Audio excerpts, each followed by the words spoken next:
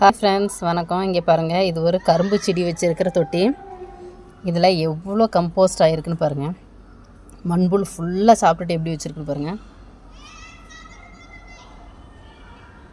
ஃபுல்லாகவே இப்படி தான் இருக்குது. இந்த தொட்டி மட்டும் இல்லை, இங்கே பாருங்கள், எல்லா தொட்டியுமே அப்படி தான் இருக்கும்.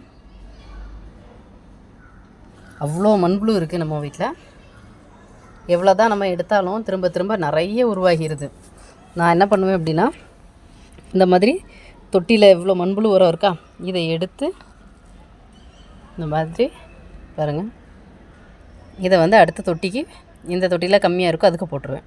அப்போ இதில் இருக்க முட்டை, அதாவது மண்புழுவோட குட்டி குட்டி குட்டி இருக்கும்ல, அது எல்லாமே அடுத்த தொட்டிக்கும் போய் நமக்கு எல்லா இடத்துலையும் மண்புழு அதிகமாக உருவாகிடுது. எல்லா தொட்டி பார்த்திங்கனாலும் எப்படியும் ஒரு 1/4 கிலோ மண்புழுவை நம்மளால் எடுக்க முடியும். அந்தளவுக்கு வளமாக இருக்குது. ஒன்லி நான் சாணி மட்டும் தான்